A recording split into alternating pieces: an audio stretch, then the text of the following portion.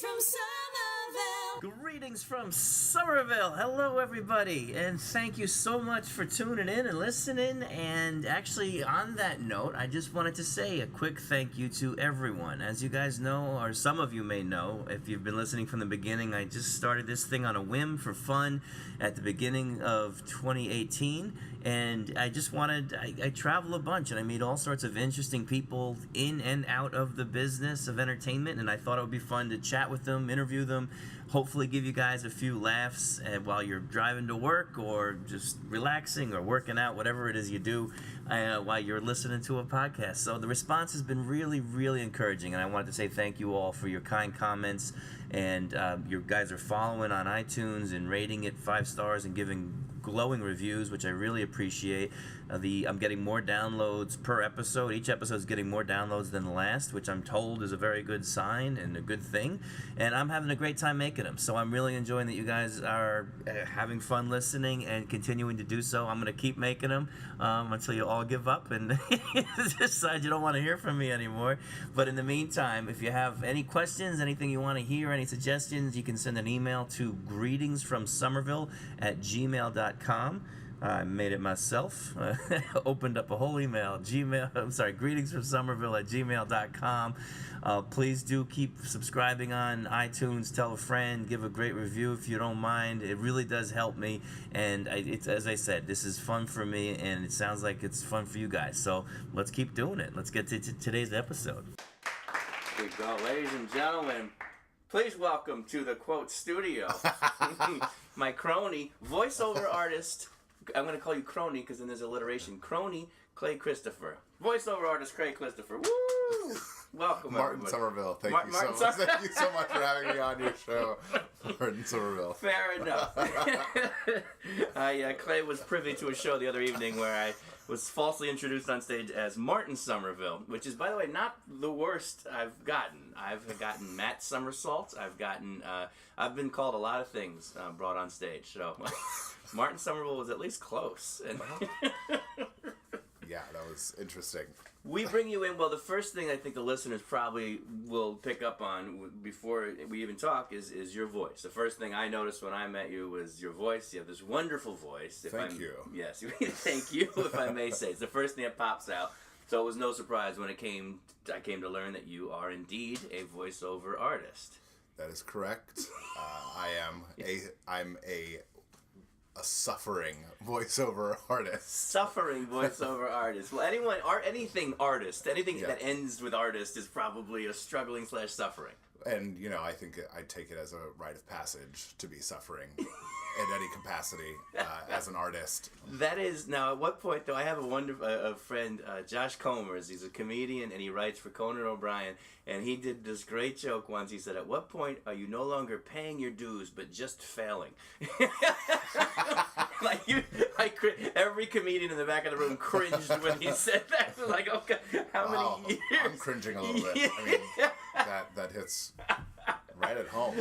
Exactly. It's a little bit. But now, to that point, I don't know a ton about the voiceover world, but I was always told or heard that there's like 5 dudes, I'm making up statistics here, who do like 90% of the voices you hear. And they're all in their homes in the Hamptons in their private little studio. And every car commercial, every movie trailer, it's like one of these 5 people. Is there truth to that? There's some truth to that. I think maybe 20 years ago there was a lot more truth to that. All right. I think the voiceover world has grown and blossomed a lot to where now there's maybe 6 people who do all the voices. 20% more. Yeah, in 20 years. And I think one of them is a female. There we go. We're really, boy. Yeah. E.G. Daily, she does the voices of the Rugrats, of Tommy the Rugrat. She does a lot of the female characters, and also you have Julie Kavner, who's the voice of Marge Simpson and her 2 sisters. And of course you have the wonderful lady who plays Bart Simpson.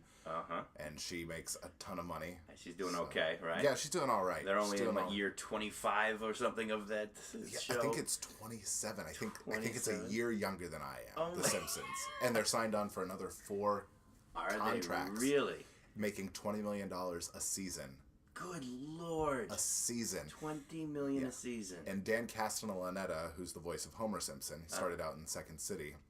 He does most of the voices on The Simpsons. Does he really? Followed by Hank Azaria. Sure, it was amazing. Moe and Apu, and Chief Wiggum as well. So those two really run The Simpsons for the most part, from my understanding. But the main people, Homer, Marge, Lisa, and Bart, and Hank Azaria are making about $20 million a season, I think. Oh, my goodness.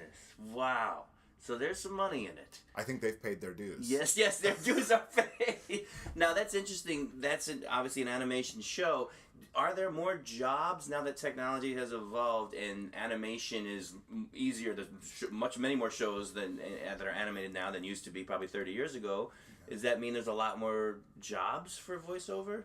From what I can see, yes. There's a lot more opportunity for us now. I have a friend who does the voice of Batgirl on the Batman animated series. She won an Emmy for it. Her name is Danielle Judovitz. Sorry, Danielle. Yeah. No, this is a classy podcast. You're not slumming it by mentioning her name here. She's great. She's the one who kind of, when I was living in LA several years ago, she was the one who was kind of telling me how she got into it as a young kid. She started out, she had one line in Toy Story, and she always said that paid for her college, that one line in Toy Story. Good Lord. At least how I remember her telling the story.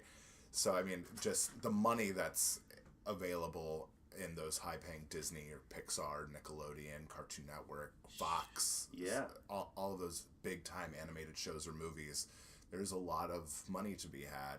Man. But that's not to say that you're not going to make bank from doing commercial work or promotional work as well. Sure. You book a national commercial doing a voiceover, the side effects of this pill might cause nausea, diarrhea. Right. Those types of things. Right, and make me rich.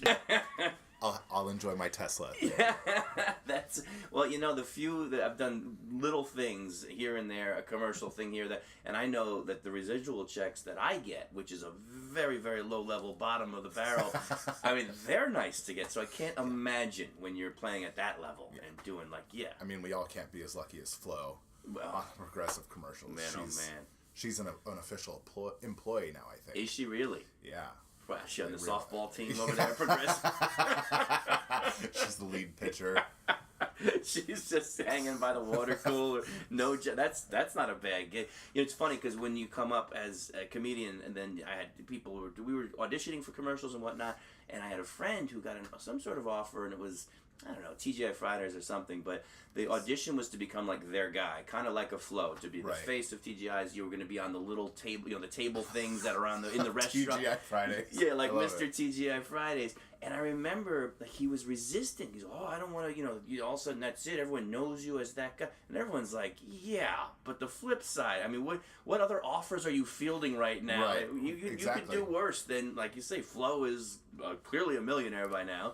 And he must be, I assume. And yeah, that's okay. Go rent a theater if you want to be an artist and put up a little black box thing. It certainly could be seen as a double-edged sword, because now the lady who plays Flo, she probably won't get the great big acting roles that maybe she wanted earlier in her career, comedic roles, whatever she wanted initially as an actress, probably won't come her way now because she's done such a fantastic job. Right. Selling for Progressive and being this character. We can all say Flo, and we know everyone automatically the word Flo is now with Progressive and with her as well. Absolutely. And sometimes you don't even have to see her in the commercial, you just hear her voice. Or if you see, I was seeing a Progressive commercial a couple weeks ago, and Flo was nowhere to be found, and I said, what the crap? Like, what? No, you're okay. Now you're bringing the podcast. Sorry. Now we're slumming it because of you. Yeah, it was just weird because I don't have car insurance, but I don't want to see my Progressive commercials without Flo. Without Flo, right. It's very much like installed in my brain. And so you don't even own a car, but I need Flo. No, I don't own a car either. And I just want Flo in my Progressive commercials. In the commercials. Yeah. There you go. So, what a masterful job they did. Just like I for a long time, it took me a long time to not hear a Verizon commercial without James Earl Jones' voice. Sure. Verizon, making progress every day. Ah, yes indeed. That's our first one. Our first voice, our first impression. I'm so glad you did it because I was dying to ask you to do it, but I didn't know if that was rude or insulting. No, not at all. James Earl Jones is one of my most frequently asked for. I love it. He's just got that great voice. But as do you. I mean, that's not an easy one to do. No, and I found out something about James Earl Jones. He originally, when he was younger, he had a bad stutter. And Really? he learned from reading books and working on his stutter came with that great... He already obviously had this great voice underneath him. He just couldn't articulate. But when he started to be able to bypass his stutter... Really? He just flew. Wow, and boy, did it take off. My goodness. One of his first big movies being Dr. Strangelove, where he has 1 or 2 scenes as a pilot. And then, of course, his most famous role to date is the voice of Darth Vader. Yeah, of course. I mean, he's just got that great... And he even does the breathing for Darth Vader. Does he really? Wow. That's him. That's his... And, it's this whole... Join me, son. Together we can rule the galaxy. This whole, how do you even... So awesome. You don't even have to be asked, what does this character sound like? No, we just want your voice, James Earl Jones. Your voice, yeah. Just you, just be you, and add some robotic sounds to it. That's amazing. Now, he didn't have that voice when he was a kid, did he? Like a 6-year-old speaking like that? My voice changed around 13 or 14, so it's possible. It's possible for us deep bass baritone people. Tell us how did you start? What was your first? How'd you first know you had a cool voice? When was it? And well, I was always very articulate. My grandfather on my mom's side was a Pentecostal pastor for 30 years. Oh wow, okay. And then became a state representative in Florida. All right. Ken Littlefield, and he had this powerful voice. And whenever he speaks, people listen. And this is the way he sounds. Hello, my name is Ken. Welcome. His voice is absolutely ready for radio at any time. Ready, and, God would perk up his ears to listen to my grandfather speak. God was there every week to listen to the sermon, just because of his voice. Yeah. And so I realized that I could talk to anybody, anywhere. I'd never met a stranger before, and I just started speaking. And so I was always very articulate. But then when my voice changed, when I stopped squeaking, then it started to scare people. Wait, in what way? Well, if I walked up behind one of my friends and said, "Hi, Sally." Oh my God, no! This man's here to take me away. Yeah, exactly. And so I had to actually find a balance, especially when I started working in the retail business. I started working at Fossil in Universal City in Hollywood. Yeah. And you can't just go up behind a white woman and say, "Excuse me, ma'am, are you looking for that watch?"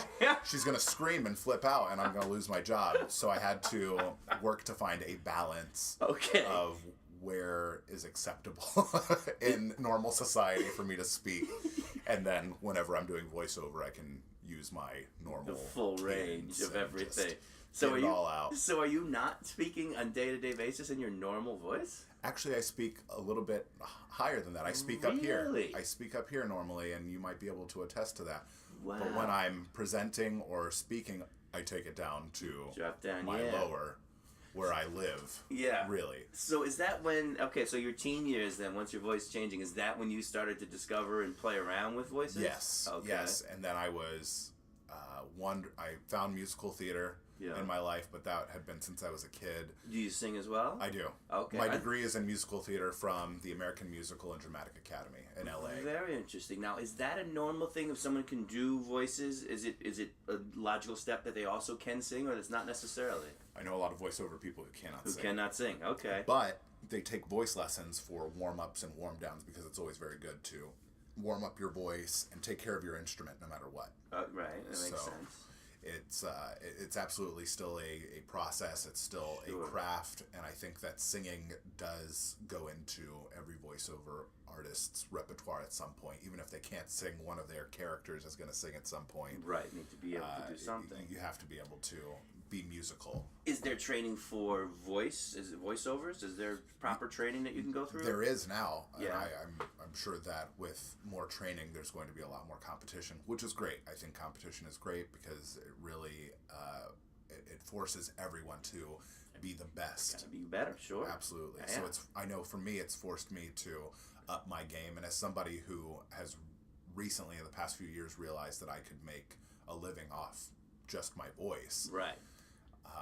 It certainly makes me want to up my game and get as much training as possible. I'm on a 2-year waiting list to take classes from Bob Bergen, who for the past 25 years has been the voice of Porky Pig. Oh, really? I just messaged him one day. I added him on Facebook, and I messaged him, I don't know who he is. I just know he's the voice of Porky Pig. Right.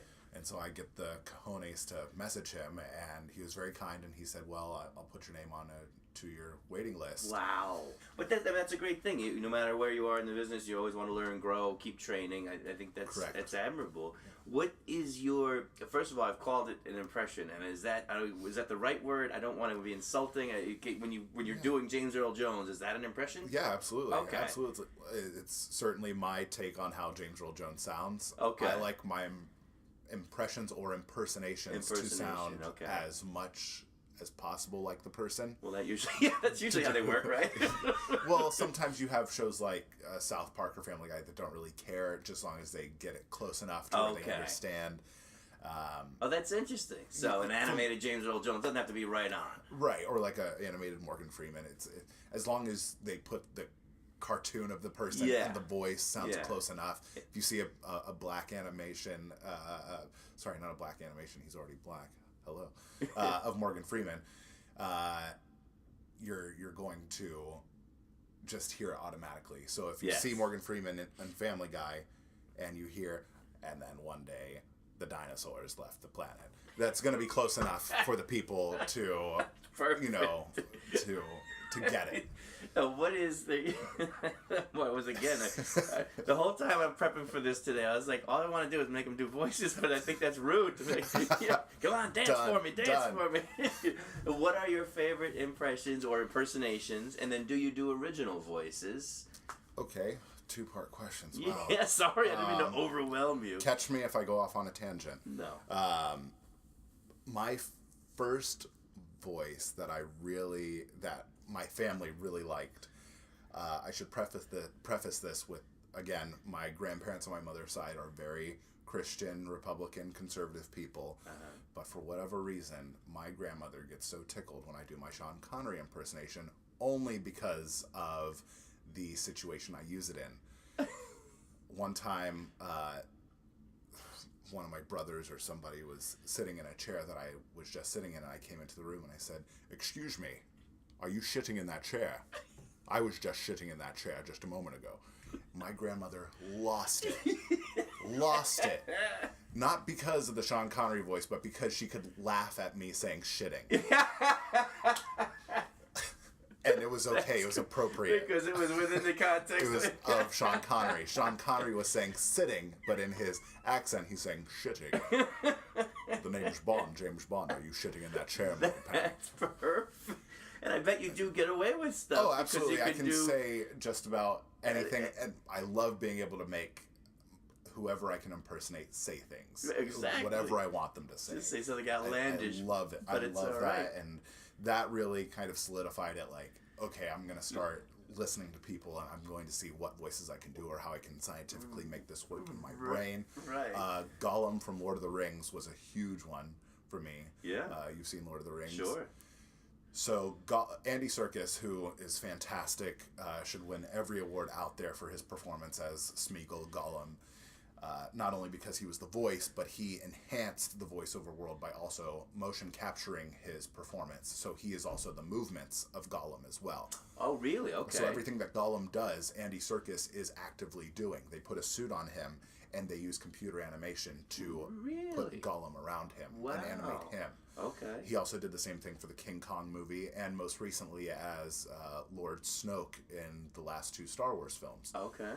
So Andy Serkis has taken voiceover to a whole new level and just raised the bar again. So now people are also having to do motion capture and actually having to get their ass off the stool and go into the studio and actually move and actually be the character, which I think is so freeing. Really cool, yeah. As an actor, as somebody who is initially trained as an actor, I think that's fantastic. To not only be the voice, but to also do the emotion capture. Right. Well, and I guess it makes sense because you have doing that voice. You know how that person feels. You probably have a sense for how they move and everything. There's never a time where I'm sitting in a studio doing a voice or a character that I'm not finding myself moving or showing the emotion or feeling the emotion because you're acting. You know, a lot of people kind of, I don't know that they poo-poo voice acting so much anymore, but I feel like in the past it was, you're just sitting on a chair, you know, reading a script. Right. But you have to be a really good actor to do voiceover because you have to make people who are watching, you have to convey emotions that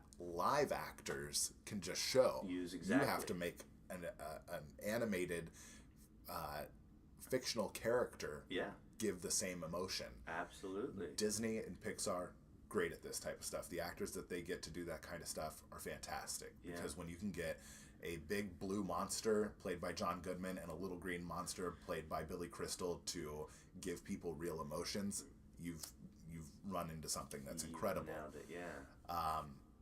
So Gollum, that one was just a fun voice, and I like to do for my little brothers. I have 3 younger brothers.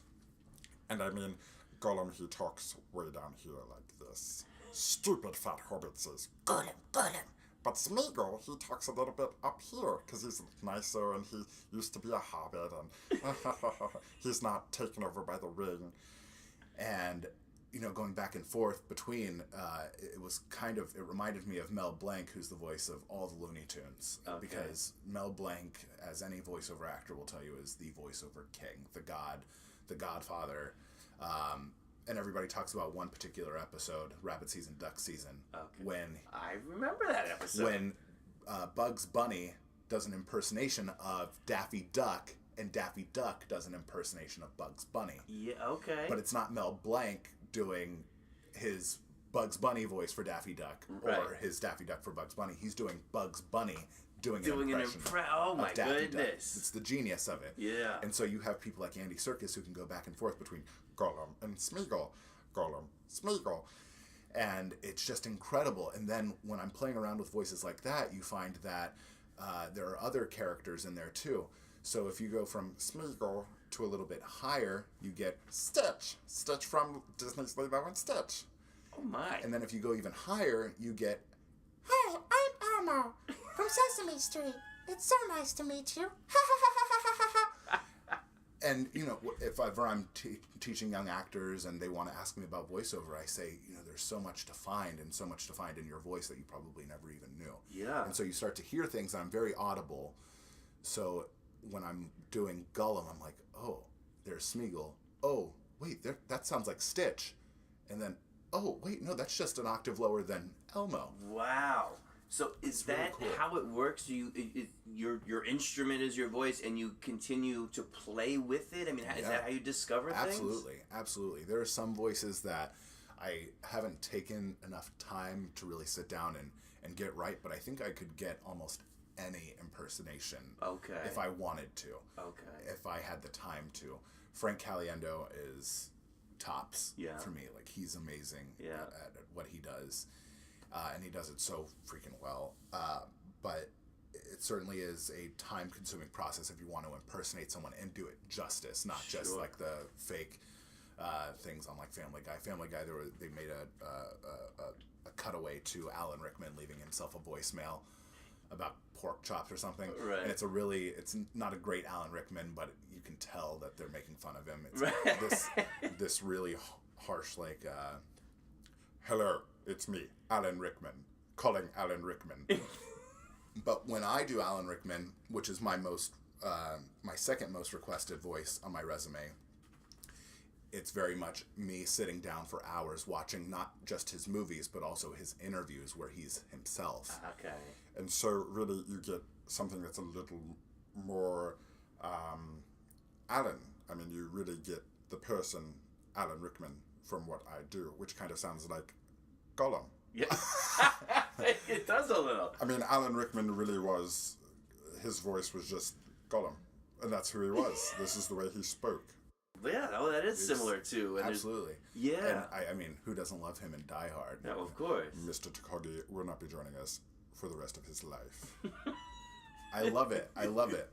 Now, what about original characters then? Because at some point, someone created the voice of all these things out of what? Out of nothing? Out of...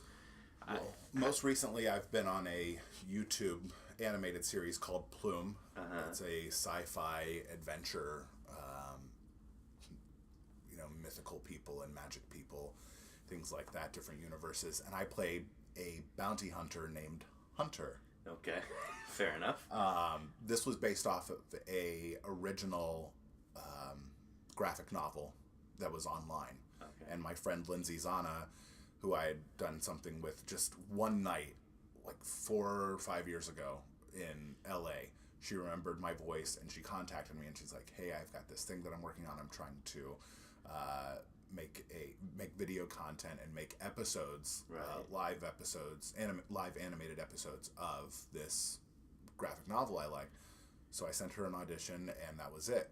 When she showed me the picture of Hunter, she was kind of telling me about the character Hunter and what he is. He's he's dark, and he no BS about his job, about what he has to do, about his mission.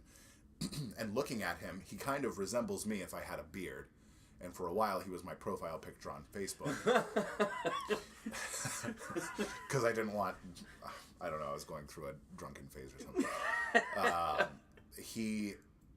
So I was playing around with his voice. Like, how does he sound? What does he sound like? There's an old video game called Duke Nukem that some people might remember. And he was like this Dolph Lundgren-y looking character, and he sounded like this, and he had balls of steel. And you could even make him go over to the urinal and take a whiz, and he would go, ah. And I really liked that voice. I thought, oh, all right, this could be Hunter. But I needed it to not be Duke Nukem. I said, I'll take Duke Nukem, and I'll put myself into it. Right. So I lowered it. So it's got all that Duke Nukem stuff, but I lower it way down here. And this became Hunter, the bounty hunter. I'm going to find this girl, and when I do, I'll bring her back to you. It's really a scientific process and a process of elimination. Right. And I loved getting that experience. And thank you, Lindsay, if you ever hear this. Thank you so much for that opportunity. My parents are the only one listening. Okay. Well, I'm thanking Lindsay. You don't know who she is, but you can look her up. She's pretty cool.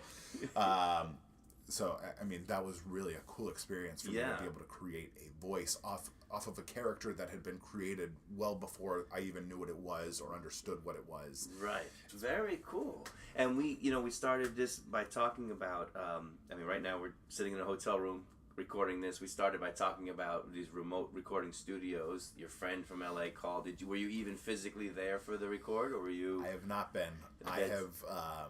I have always been away. I record from my room. Yeah. And I usually find a quiet time. It's always very loud where I am. Yeah. But I find ways to get rid of sound, and I use something called a pop filter, which I brought with me. You brought some of your stuff. Yeah, absolutely. So pop filters, they help with the hard consonant sounds, like your T's and your P's and your hard B's.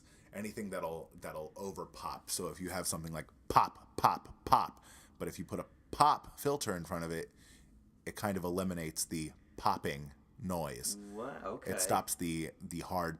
Right, the little zoop. Okay. It's just a stick or any sort of circular device. Yes, yes. It's like, for the listeners, it's kind of a screen. Basically, he's talking through a screen. It reminds me, like, if I was talking through a cutout of my grandmother's pantyhose or something like that. I could have come up with a lot of examples before I would have thought of that, but okay. I don't know why my white grandmother would be wearing black pantyhose. Maybe she was in Chicago and I didn't know about it. But now that exactly though, you must be laughing at my system here. I've got my little mic propped up on pillows to try to catch both of our voices. This is exactly the way that I started when I started out, because I had the exact microphone that you have, a blue snowball. Yeah. And then I met some people while I was doing Grinchmas at Universal. I met a good friend of mine who does a lot of voiceover work as well, and he's getting a lot of TV work now as well in LA, and he introduced me to the Blue Spark microphone, which I have with me as well. I have two of them. I have one that's operated by USB and one that's operated from phantom power, but both can be put to your computer and you can use whatever program. I am not tech savvy, right? As Me you neither. might say, paisan. So I use a free program that I downloaded on the interwebs called Audacity. All right. It's the nerve of you. free. Yeah, I know, because I don't know what the hell GarageBand is, and I don't understand it, and I don't have a Mac, so That'll do it. I'm, long live HP. Yes. No offense to your Mac. No, there. no, it's still hopping along. I don't know how to get this. I'm recording this now, but I don't know what to do with it. I don't know how to get it actually on the internet. So it's just gonna live in my computer. I have to carry it around and play it for people. Listen to this. With all this technology, that brings me to my next question: is there any fear that it may eventually take over? It will, in other words, will computers be able to do voices and render human voices obsolete? We no longer have to pay an actor. We can just come up with a computer that does it. It's kind of a brave new world. There's, even on Broadway, puppets and mechanics have taken over some parts that could have been played by real people. Yeah. There have been a lot of videos recently of new AI robots. So I have not heard a cyborg or animatronic to date that has sounded like a real life person, unless there was already a recording of that person, like Disney does at their Hall of Presidents. Right. They just opened up the one with Donald Trump, and they're just using a recording of his inauguration speech. It was the same thing with Obama. They use his inauguration speech.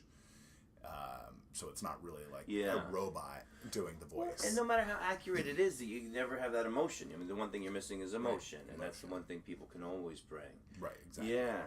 Now, this has been absolutely fascinating. It's a world that I know very little about, which is interesting because as an entertainer, I'm a comedian, I do some acting, but people don't realize that they're very compartmentalized in some ways. I mean, the Voiceover World is an entire business all on its own. Correct. And same with commercial acting, stand-up comedy, stage acting. I mean, it's all different. I didn't know a lot about what you do. It is a very different world, and as a musical theater actor and a film and television actor, it's a very different situation doing voiceover. It's still the basis. You're still acting. You still can use whatever acting techniques that you have been trained on. Right. You have to be more expressive. Yeah, absolutely. Because people will see and hear right through it if you're not being real and genuine. You can't. Plus, you don't it have in. to shower to go to work. No. Well, I'm sure there are some that choose not to. I would not be one of those people. That's the reason I was going to get into it. Well, now it doesn't matter anymore either, because they don't record anymore with everybody in the booth together. They used to record. Everybody was in the booth together, so they could really play off of each other. But now it's just one person in the booth. Right. Get it done, do your 4 hours, and go on to the next thing. The person probably not even in the same state. They're recording somewhere maybe else. not even the same planet. Yeah. Who knows? Who knows? Ooh. Well, to say goodbye to our listeners, I always ask my guests to say, what in their world they would say. What is the word if you're to say goodbye? But for you, I'm going to have to ask you to do a voice to say thanks for everything, and we'll see you later. My fellow Americans, I just want to let you know that even though I may not be there for you as your leader anymore, I want to let you know that I will always be there for you. I really appreciate Michael's time, and I want to tell you from the bottom of my heart and Michelle's heart and Sasha Malia and our dog Bo, he's a Chinese water dog, that no matter what comes your way, you're still Americans. We love you. God bless you. I'm back to Hawaii. Thank you. Fantastic. Clay Christopher, everybody. Thank you guys so much. Thank you. And thanks so much for listening to Greetings from Somerville. Please subscribe, rate, and review us on iTunes. And listen to all 3 of my stand-up comedy albums for free on Spotify, Pandora, and SiriusXM. I'm Michael Somerville. Have a great day. Greetings from Somerville.